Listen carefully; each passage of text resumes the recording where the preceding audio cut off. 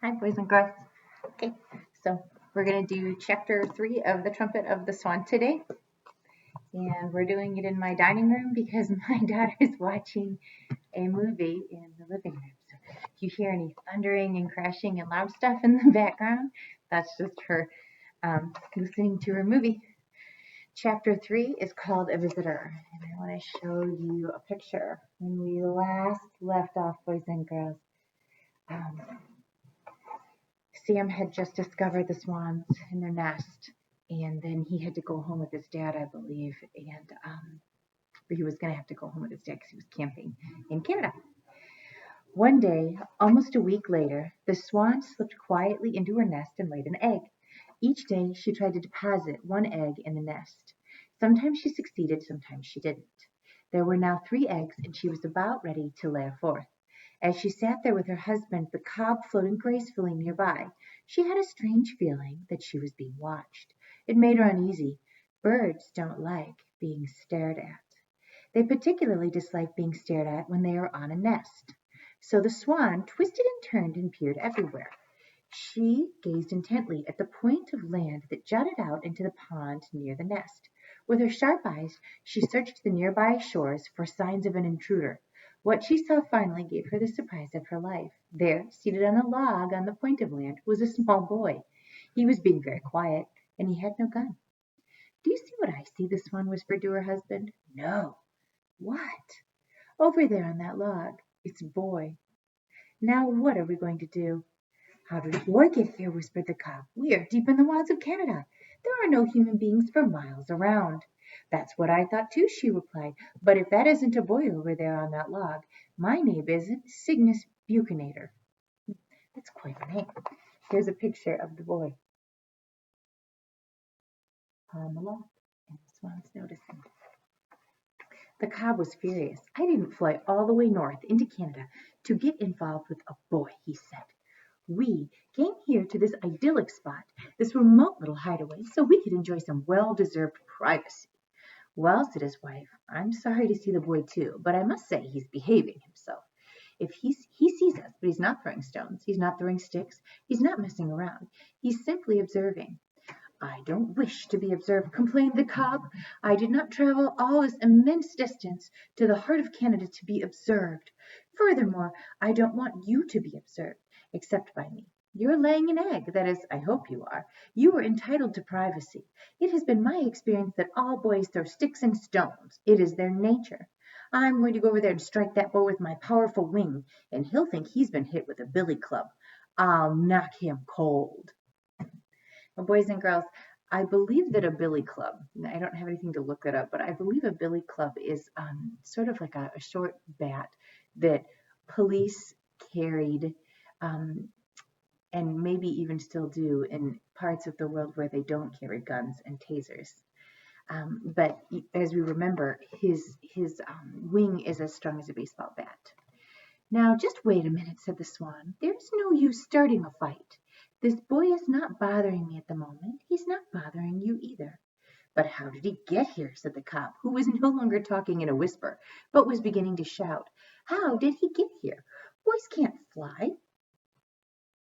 And there are no roads to this part of Canada. We're 50 miles from the nearest highway." "Maybe he's lost," said the swan. "Maybe he's starving to death. Maybe he wants to rob the nest and eat the eggs, but I doubt it. He doesn't look hungry.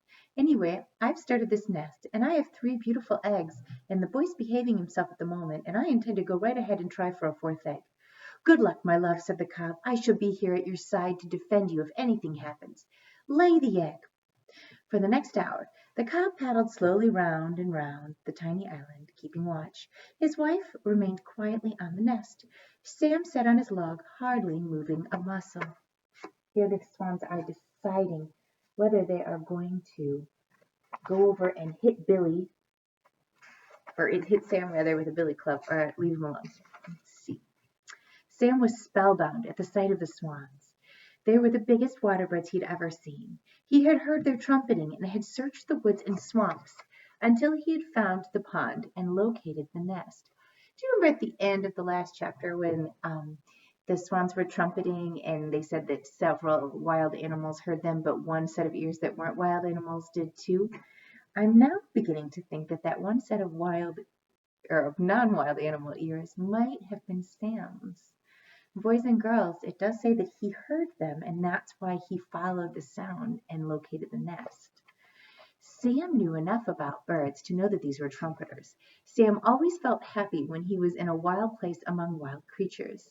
Sitting on his log watching the swans, he had the same good feeling some people get when they are sitting in church. After he had watched for an hour, Sam got up. He walked slowly and quietly away, putting one foot straight ahead of the other, Indian fashion, hardly making a sound. The swans watched him go. When the female left the nest, she turned around and looked back. There, lying safely in the feathers at the bottom of the nest, was the fourth egg. The cob waddled out onto the island and looked in the nest. "A masterpiece," he said, "an egg of supreme beauty and perfect proportions. I would say that egg is almost 5 inches in length." His wife was pleased. When the swan had laid 5 eggs, she felt satisfied. She gazed at them proudly, and then she settled herself on the nest to keep her eggs warm. Carefully she reached down with her bill and poked each egg until it was in just the right spot to receive the heat from her body. The cob cruised around close by to keep her company and protect her from the enemies. He knew that a fox prowled somewhere in the woods. He had heard him barking on nights when the hunting was good. Days passed, and still the swan sat quietly on the 5 eggs. Nights passed. She sat and sat, giving her warmth to the eggs. No one disturbed her. The boy was gone. Perhaps he would never come back. Inside of each egg, something was happening that she couldn't see. A little swan was taking shape. As the weeks went by, the days grew longer, the nights grew shorter. When a rainy day came, the swan just sat still and let it rain. Now, this reminds me, boys and girls, if you'll remember with me, of Charlotte's Web a little bit. Do you remember when the goose had to sit on the eggs and she would sit there and sit there and sit there, and it was hard work, and she said that it hurt and she wanted to get up and move, but she still had to sit there and protect them. I wonder if E.B. White wrote this book first or Charlotte's Web first, and if he was using some of the same information that he knew about geese sitting on the nest as he was for the swans, because their situation is very similar when they are warming the eggs with their bodies. I'm just curious about that. Let's see.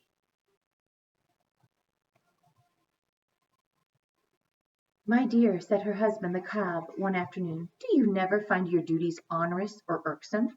Do you never tire of sitting in one place and in one position, covering the eggs, with no diversions, no pleasures, no escapades or capers? Do you never suffer from boredom?" "No," replied his wife, "not really." "Isn't it uncomfortable to sit on eggs?" "Yes, it is," replied the wife, "but I can put up with a certain amount of discomfort for the sake of bringing young swans into the world." "Do you know how many more days you must sit?" he asked. "Haven't any idea," she said, "but I notice that the ducks at the other end of the pond have hatched their young ones. I noticed that the red-winged blackbirds have hatched theirs, and the other evening I saw a striped skunk hunting along the shore, and she had 4 little baby skunks with her. So I think I must be getting near the end of my time. With any luck, we will be able soon to see our children, our beautiful little cygnets." Let's go back to those words, irksome and onerous. Here we go. Here's the paragraph. "Do you ever find your duties irksome or onerous?" I'm wondering what you think those words must mean. I'm going to make some inferences since he's talking about sitting on eggs for 35 days no matter what the weather is and never getting up and moving. What do you think those mean? I'm thinking boring. I am thinking annoying. I'm thinking she might be feeling a little bit impatient. What do you think? "Do you ever feel the pangs of hunger or suffer the tortures of thirst?" asked the cob. "Yes, I do," said his mate. "As a matter of fact, I could use a drink right now." The afternoon was warm, the sun was bright. The swan decided she could safely leave her eggs for a few minutes. She stood up. First she pushed some loose feathers around the eggs, hiding them from view and giving them a warm covering in her absence. And then she stepped off the nest and entered the water. She took several quick drinks. Then she glided over to a shallow place, thrust her head under water, and pulled up tender creams from the bottom. She next took a bath by tossing water over herself. Then she waddled out onto a grassy bank and stood there, preening her feathers. The Swan felt good. She had no idea that an enemy was near. She failed to notice the red fox as he watched her from his hiding place behind a clump of bushes. The fox had been attracted to the pond by the sound of splashing water.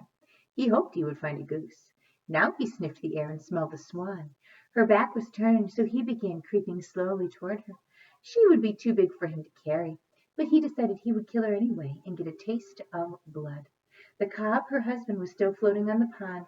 He spied the fox first. "Look out!" he trumpeted. "Look out for the fox, who is creeping toward you, even as I speak. His eyes bright, his bushy tail out straight, his mind lusting for blood, his belly almost touching the ground. You are in grave danger, and we must act immediately." While the cob was making this elegant speech of warning, something happened that surprised everybody. Just as the fox was about to spring and sink his teeth into the Swan's neck, a stick came hurtling through the air. It struck the fox full on the nose, and he turned and ran away. The two swans couldn't imagine what had happened. Then they noticed a movement in the bushes, and out stepped Sam Beaver, the boy who had visited them a month ago. Sam was grinning. In his hand he held another stick, in case the fox should return. But the fox was in no mood to return. He had a very sore nose, and he had lost his appetite for fresh swan. There's a picture of that fox, a little bit frustrated after the attack of Sam Beaver and the stick. "Hello," said Sam in a low voice. "Co-oh, co-oh," replied the cob. "Co-oh," said his wife. The pond rang with the trumpet sounds. Sounds of triumph over the fox, sounds of victory and gladness. Sam was thrilled at the noise of swans, which some people say is like the sound of a French horn. He walked slowly around the shore to the little point of land near the island and sat down on his log. The swans now realized beyond any doubt that the boy was their friend. He had saved the swan's life. He had been in the right place at the right time and with the right ammunition. The swans felt grateful. The cob swam over towards Sam, climbed out of the pond, and stood close to the boy, looking at him in a friendly way and arching his neck gracefully. Once he ran his neck out far, cautiously, and almost touched the boy. Sam never moved a muscle. His heart thumped from excitement and joy. Psst. The female paddled back to her nest and returned to the job of warming the eggs. She felt lucky to be alive. That night Sam crawled into his bunk at camp and got out his notebook and found a pencil, and this is what he wrote. "I don't know of anything in the entire world more wonderful to look at than a nest with eggs in it. An egg, because it contains life, is the most perfect thing there is. It is beautiful and mysterious. An egg is a far finer thing than a tennis ball or a bar of soap. A tennis ball will always just be a tennis ball. A bar of soap will always just be a bar of soap till it gets so small that nobody wants it and they throw it away. But an egg will someday be a living creature. A swan's egg will open and out will come a little swan. A nest is almost as wonderful and mysterious as an egg. How does a bird know how to make a nest? Nobody ever taught her. How does a bird know how to make a nest?" Sam closed his notebook, said good night to his father, blew out his lamp, and climbed into his bunk. He lay there wondering how a bird knows how to build a nest. Pretty soon his eyes closed, and he was asleep. And that is the end of the chapter. Now I'm going to give you a little sneak peek. The next chapter is titled The Cygnets. And if you'll remember, cygnets is the name for little baby swans. So I'm going to make a little prediction that in the next chapter, chapter 4, we will get to meet some baby swans. That's it, boys and girls. Thanks for reading with me. Bye.